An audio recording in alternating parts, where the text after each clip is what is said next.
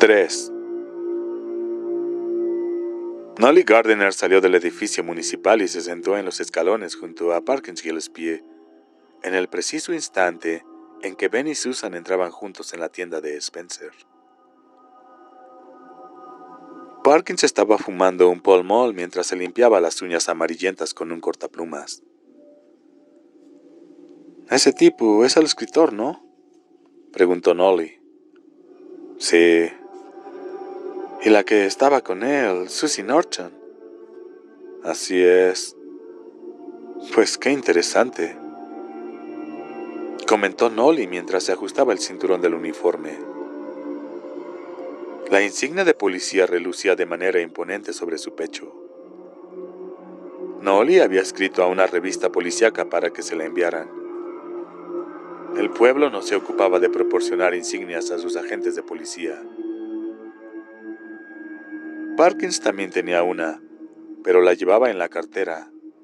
Era algo que Nolly jamás había podido entender. Claro, por supuesto que en Solar todo el mundo sabía que él era el agente. Pero había que tener en cuenta la tradición. Había que tener en cuenta la responsabilidad. Cuando se estaba al servicio de la ley había que pensar en esas cosas. Nolly pensaba frecuentemente en ellas, aunque solo podía ser agente con dedicación parcial. A Parkins se le resbaló el cortaplumas y se lastimó la cutícula del dedo pulgar. ¡Mierda!, masculló por lo bajo. ¿Crees que es de veras escritor, Park? Claro que sí. Aquí en la biblioteca hay 3 libros suyos. ¿Históricos o de ficción? De ficción, suspiró Parkins mientras dejaba el cortaplumas. A Floyd Tibbets no le va a gustar que un tipo ande por ahí con su mujer. No están casados, señaló Parkins. Y ella tiene más de 18 años. Pero a Floyd no le gustará. Por mí, Floyd puede cagarse en el sombrero y ponérselo después, declaró Parkins. Aplastó el cigarrillo en el escalón. Sacó del bolsillo una cajita de pastillas. Guardó dentro la colilla y volvió a meter la caja en el bolsillo. ¿Dónde vive el escritor ese?, preguntó Nolly. En casa de Eva, le informó Parkins mientras observaba minuciosamente la cutícula herida. El otro día estuvo mirando la casa de los Marsden.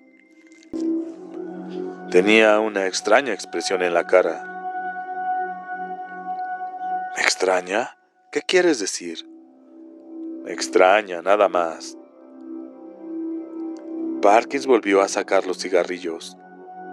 Sobre su cara el sol era tibio y grato. Después fue a ver a Larry Crockett. Quería alquilar la casa. ¿La casa de los Marsden? Sí. Pero... ¿está loco? Podría ser. Parkins espantó una mosca de la pierna izquierda del pantalón y la observó mientras se alejaba zumbando en la mañana soleada. El viejo Larry Crocker ha estado muy ocupado últimamente. Oí decir que vendió la tina del pueblo. En realidad hace un tiempo que la vendió. ¿Qué? ¿La vieja lavandería? Ajá. Pero, ¿para qué puede quererla ¿para qué puede quererla alguien? No sé. Bueno. Nolly se levantó y volvió a ajustarse el cinturón. Me parece que voy a dar una vuelta por el pueblo. De acuerdo, aprobó Parkins mientras encendía otro cigarrillo. ¿Quieres venir? No, me quedaré un rato aquí sentado. Muy bien, hasta luego. Nolly bajó por los escalones mientras se preguntaba, no por primera vez, ¿cuándo se decidiría Parkins a jubilarse para que él, Nolly, pudiera tener el trabajo con dedicación exclusiva? ¿Cómo demonios se podían investigar crímenes ahí sentados en los escalones del ayuntamiento? Parkins le vio alejarse con una vaga sensación de alivio. Nolly era un buen muchacho, pero tremendamente ansioso. Sacó el cortaplumas del bolsillo, lo abrió y empezó de nuevo a recortarse las uñas. 4. Jerusalem Slot se incorporó al territorio nacional en 1765.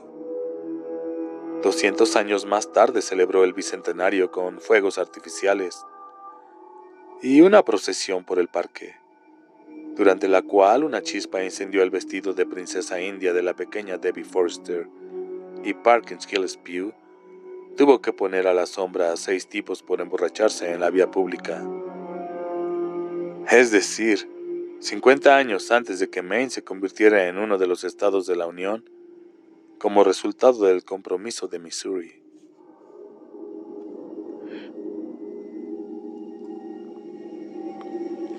El pueblo debía su extraño nombre a un suceso bastante trivial. Uno de los primeros residentes en la zona era un granjero larguirucho y hosco llamado Charles Belknap. Charles Belknap Tanner, que criaba cerdos. Una de las marranas más grandes se llamaba Jerusalem. Un día, a la hora de alimentar a los animales, Jerusalem salió del corral. Escapó hacia el bosque inmediato, y allí se volvió salvaje y agresiva. Años más tarde, para ahuyentar a los chiquillos de su propiedad, Tanner seguía inclinándose sobre el portón y graznándoles con el ominoso tono de un cuervo. «No se metan en el solar de Salem si no quieren acabar destripados». La advertencia pasó a la historia y el nombre también. El episodio no demuestra gran cosa, a no ser que en Estados Unidos de Norteamérica hasta los cerdos puedan aspirar a la inmortalidad.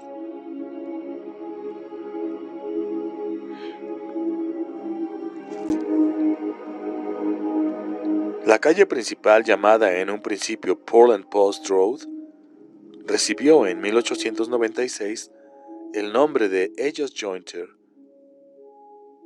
Jointer, que había sido miembro de la Cámara de Representantes durante 6 años, hasta su muerte, que fue causada por la sífilis cuando tenía 58.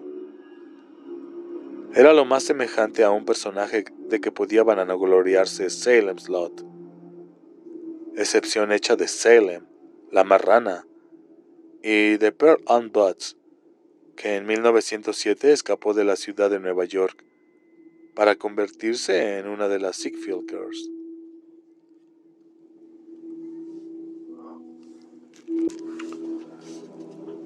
Brock Street atravesaba Jointer Avenue por el centro mismo y el ángulo recto.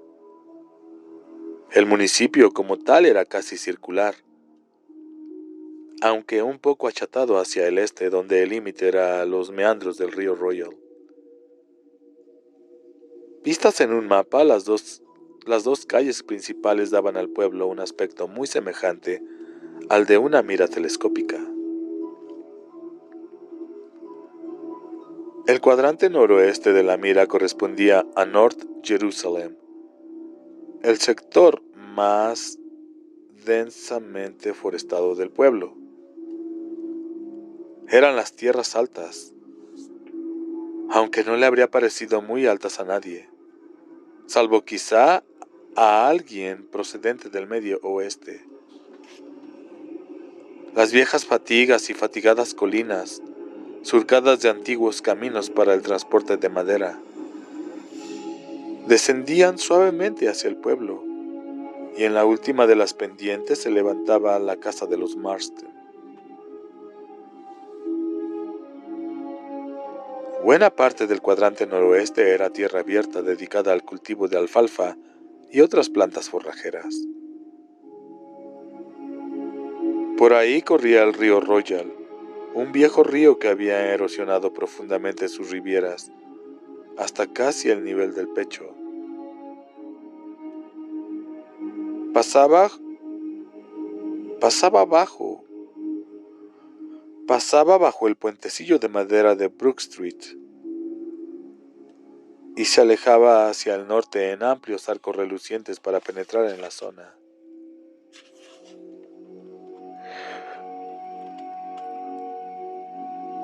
En la zona próxima al límite norte del municipio, donde la delgada capa de tierra se extendía sobre cimientos de sólido granito.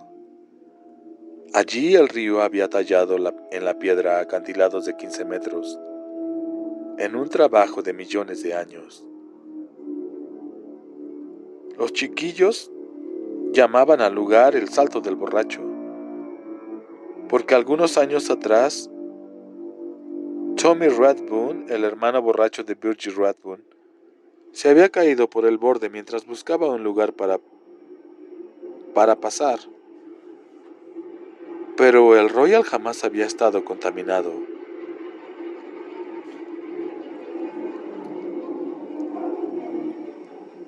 La única industria de la que hubiera podido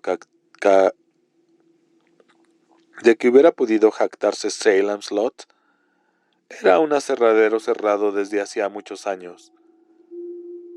En los meses de verano era un espectáculo habitual, los pescadores que lanzaban sus cañas de pescar desde el puente de Brook Street. El día en que no se podía sacar algo del Royal era un día excepcional.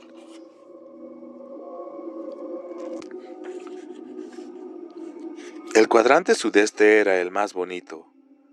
El suelo volvía a elevarse, pero allí no se veían los desagradables rastros del incendio ni la superficie de la tierra arrastrada y agostada que era el legado del fuego. A ambos lados del Griffin Road, la tierra era propiedad de Charles Griffin, dueño de la granja lechera más importante al sur de Mechanic Falls. Y desde Schoolyard Hill se alcanzaba a ver el enorme establo de Griffin con su tejado de aluminio que resplandecía al sol como un heliógrafo monstruoso. En la zona había otras granjas y muchas casas en las que vivían empleados administrativos y de oficinas que todos los días viajaban en un tren a Portland o a Lewiston.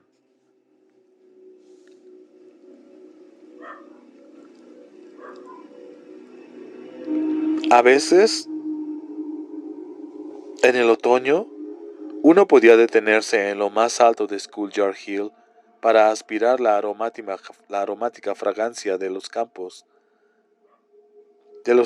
al quemarse y distinguir como un juguete el camión de los bomberos voluntarios de Salem Slot, pronto a intervenir si alguna de las fogatas amenazaban con descontrolarse. El pueblo había aprendido la lección. 1951.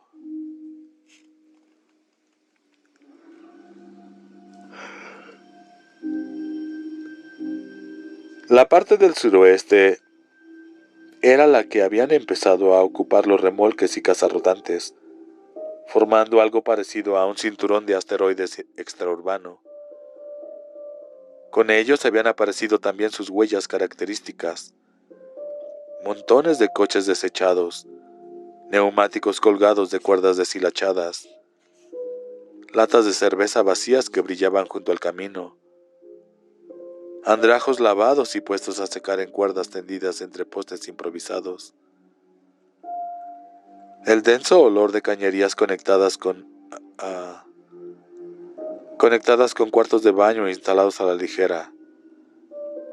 Las casas de Bend eran muy parecidas a chabolas, pero en casi todas ellas se elevaba un resplandeciente una resplandeciente antena de TV. La mayoría eran receptores en color comprados a crédito en Grants o en Sears. El patio de cada uno de los remolques estaba por lo general repleto de chiquillos, juguetes, trineos, patines y motocicletas.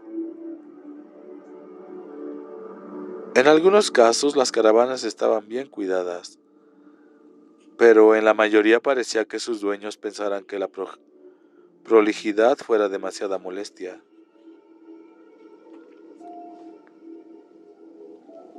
La maleza y el pasto crecían hasta la altura de la rodilla.